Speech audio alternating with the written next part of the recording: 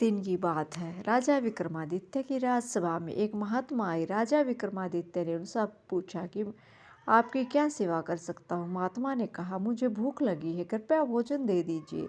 राजा विक्रमादित्य ने महात्मा जी को भोजन कराने का आदेश दे दिया। जब भोजन सामने आया तो संत ने रोटी देखकर राजा विक्रमादित्य से कहा, राजन, आपने जो भोजन इस थाल में रखा है वह हक का तो है ना, यानी अधिकार का तो है ना। ये बात सुनकर विक्रमादित्य चौंक गए कि ये हक का भोजन क्या होता है। राजा विक्रमादित्य ने कहा, आप बताइए, मैंने तो पहली बार सुना है कि हक का भोजन भी होता है। संत ने कहा, गांव में जाइए और यहाँ आपको एक बूढ़ा व्यक्ति मिलेगा, इससे पूछिएगा।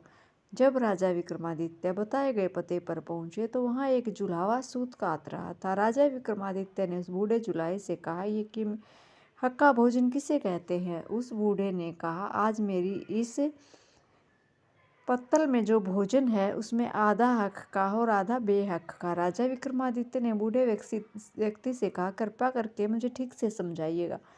बूढ़े ने कहा, एक दिन मैं सूत काट रहा था, अंधेरा हो गया तो मैंने एक दीपक जलाया और मैं अपना काम करने लगा। उस समय मेरे घर के पास से एक जुलूस निकला। जुलूस में शामिल लोगों के हाथों में मसाले थी।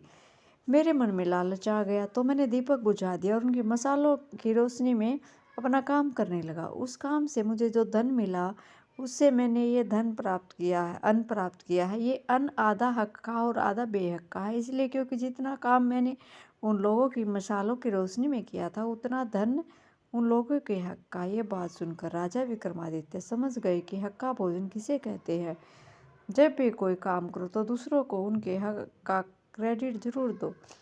हमेशा ध्यान रखें, कुछ पाने के लिए सबसे पहले अपने संसाधनों का उपयोग करना चाहिए। अगर दूसरों के संसाधनों का उपयोग किया है तो उन्हें उसका श्रेय जरूर दें। इससे हमारे हक का और हमारे परिश्रम और हमारी वस्तुओं से ही प्राप्त किया हुआ होना चाहिए।